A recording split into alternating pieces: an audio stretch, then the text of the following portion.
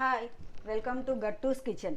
ఈరోజు నేను మీకు పాలకూర వెల్లుల్లి వేసి వేపుడు ఎలా చేయాలో చూపిస్తాను. ఈ వేపుడు అన్నంలోకి చాలా బాగుంటుంది. ఇది మనం ఫ్రిడ్జ్లో పెట్టకుండా 2 days 3 days నిలువ ఉంటుంది.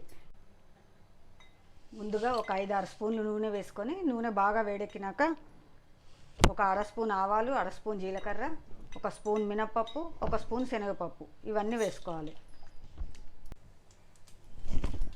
ఆవాలు జీలకర్ర చిటపట్లాడగానే మనం తినే కారానికి తగినట్టు నేనైతే ఒక 6 పచ్చిమిర్చి ఇలా సన్నగా చీలికలు చేసుకొని వేసుకుంటున్నాను.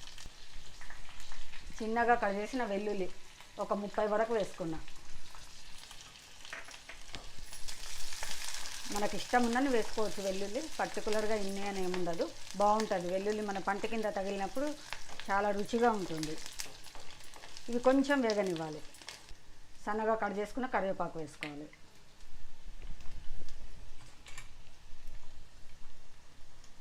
ఒక 1/2 స్పూన్ పసుపు వేసుకోవాలి.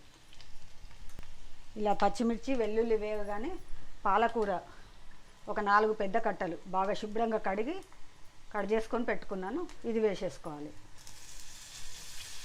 మినిట్స్ మగ్గిపోయిందంటే దగ్గరికి వచ్చేస్తుంది, కొంచెమే అవుతుంది క్వాంటిటీ. మనం మూత పెట్టకుండా మెల్లగా మగ్గించాలి దీన్ని.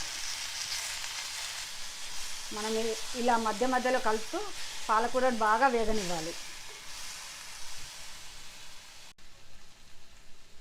పాలకూర ఇలా కొంచెం మగ్గినాక మనం ఉప్పు వేసుకోవాలి. మనం ముందే ఉప్పు వేసుకుంటే పాలకూర క్వాంటిటీ మనకు ఎక్కువ కనబడుతుంది. అందుకే ఇలా మగ్గి దగ్గరికి వచ్చినాక ఒక 1/2 స్పూను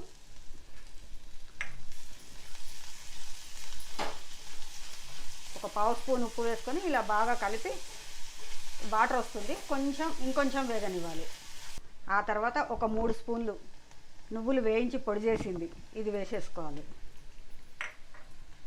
సన్నగా కట్ చేసిన కొత్తిమీర వేసుకోవాలి. ఇది చక్కగా కలుపుకోవాలి. ఇలా చక్కగా కలుపుకొని ఒక 2 నిమిషాలు మగ్గనివ్వాలి. ఒక 2 నిమిషాలు మనం ఇలా వేగనిచ్చి ఆ తర్వాత మనం స్టవ్ ఆఫ్ చేసుకోవాలి.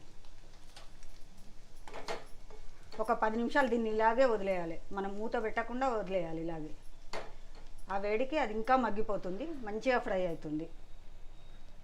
పాలకూర వెల్లుల్లి వేపుడు రెడీ అయిపోయింది.